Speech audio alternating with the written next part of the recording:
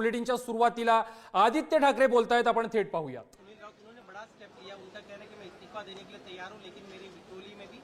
Ballot paper, ये मुझे लगता है सभी लोगों की भावना है कि अगर बैलेट पेपर पे हो तो चुनाव हो सकते हैं, लेकिन हमें पता है कि ये इलेक्शन कमीशन जो भाजपा के दफ्तर से चलता है वो होगा नहीं। जो काफी सारे प्रश्न उठाए गए हैं, आखिरी घंटे में जितना वोटिंग हुआ, कितने प्रतिशत वो रिवीजन हुई, ये सारे जो जवाब हम मांग रहे हैं, उत्तर मांग रहे हैं, वो तो दे इलेक्शन कमीशन, जनता में आके दे, ना कि सिर्फ निंदा करे। देखो, हंसी मजाक करनी है तो वो कपिल शर्मा शो पे भी जा सकते हैं या कई कॉमेडी शो पे जा सकते हैं और बात कर सकते हैं। वैसे तो उन्होंने चुनाव भी वैसे ही कॉमेडी जैसे चला है। इतनी % की रिवीजन, कितने प्रतिशत की रिवीजन हुई 2 दिनों में?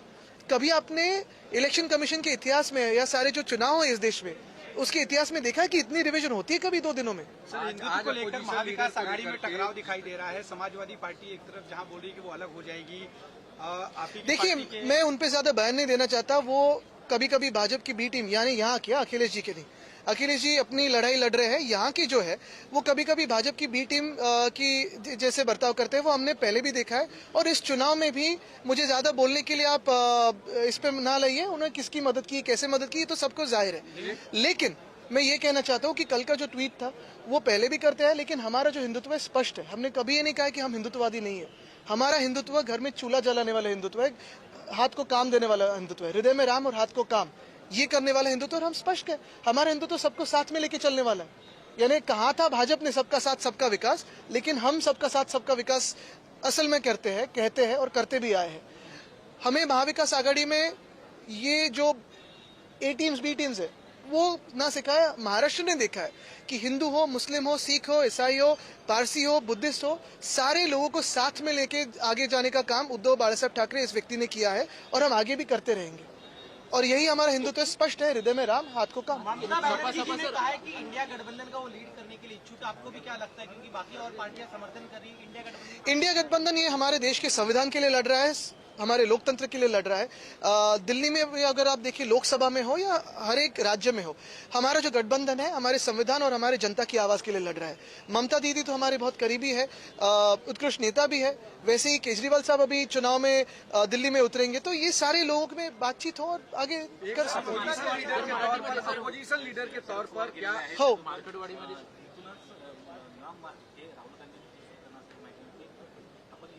नक्कीच आम्ही जाणार आहोत। आम्ही या टप्प्याटप्प्याने जात आहोत, कारण तिथे आपण पाहता जास्ती जर लोक गेली तर गडबड पण होऊ शकते। एक महत्वाचं आहे, स्थानिक जनतेने मार्केटवाडीमध्ये जे सांगितलं होतं की तिथे बॅलेट पेपर और मॉक पोल पाहिजे। आता मॉक पोलने सरकार पडणार आहे का, तर नाही, पण सरकारच्या मनात एवढी भीती काय?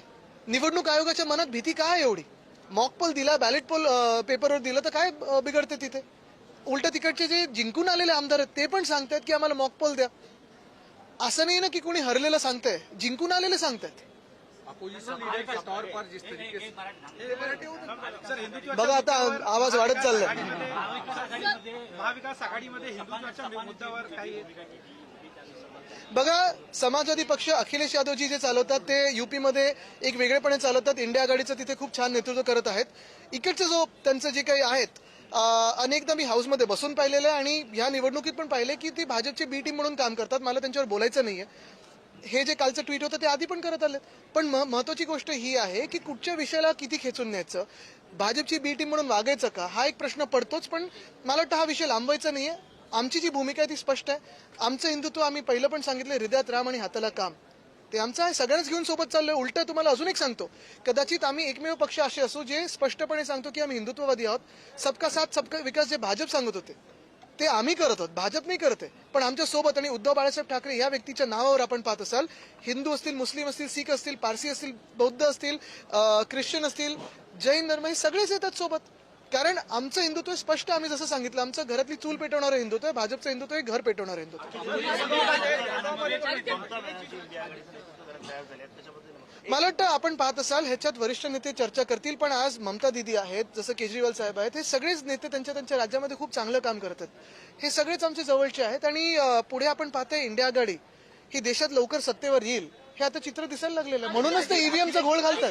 बेळगावमध्ये मराठी एकीकरण समितीने नेत्यांना न येण्यासंदर्भातलं सांगितलेलं आहे। तणावाचं वातावरण आहे। गेल्या अनेक दिवसांपासून खरं तर हा प्रश्न प्रलंबित अनेक वर्षांपासून। अनेकदा आम्ही सांगितलेलं आहे की केंद्र सरकारने याच्यात हस्तक्षेप करावा। अनेकदा आम्ही सांगितलेलं की तिथे युनियन टेरिटरी बनवलं पाहिजे, पण अजून ते होत नाहीये। अपोजिशन लीडर के तौर पर आदित्य जिस तरीके से चांगलं आहे. मला वाटतं माझ्यासोबत जे आहे तिथे मागे दोघेही ह्या दोघांमुळे तिथे खूप पाठबळ मिळालंच. आशिष जी आहेत आमचे सगळे कार्यकर्ते आहेत आणि जनतेच्या आशीर्वादाने आम्ही इथे आलोय, काम करत राहू.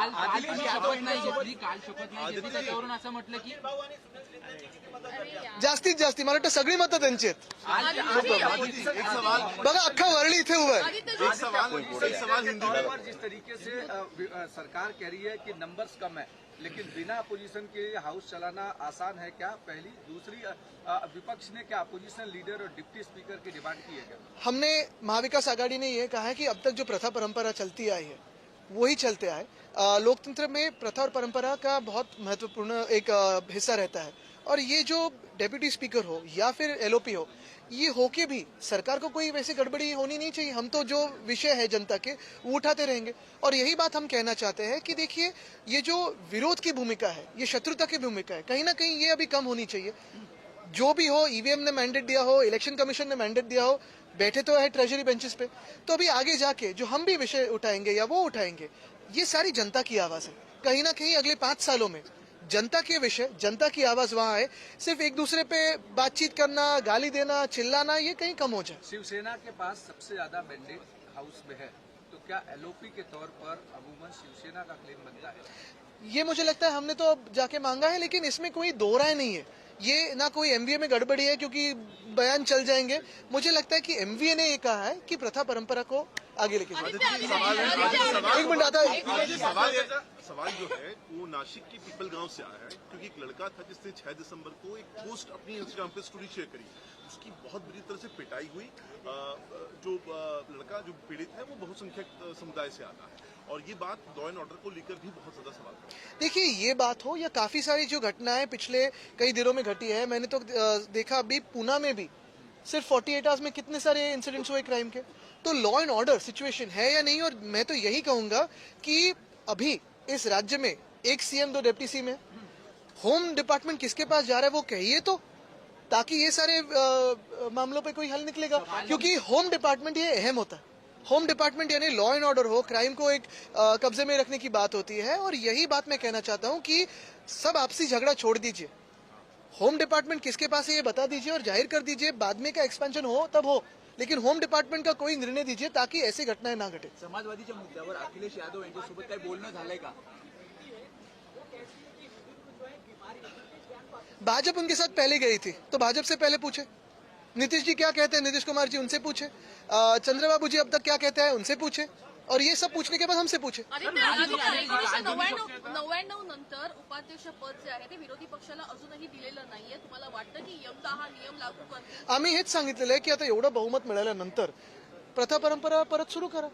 लिखित स्वरूपामध्ये तुम्ही मागितलेला आहे तो नियम कोणता आहे? मला वाटतं 3 महत्वाचे नेते जाऊन भेटून आलेत देवेंद्रजींना. मग पुढे बघू कसं काय. काल तुम्ही शपथ नाही घेतली, त्याच्यावरून बावनकुळे असं म्हणतात की संविधानाला मानणारी म्हणतात आम्ही, पण काल त्यांनी दिलेल्या संविधानाचा अधिकार वापरून देखील ते चायनाचं संविधान मानतात, मकावचं.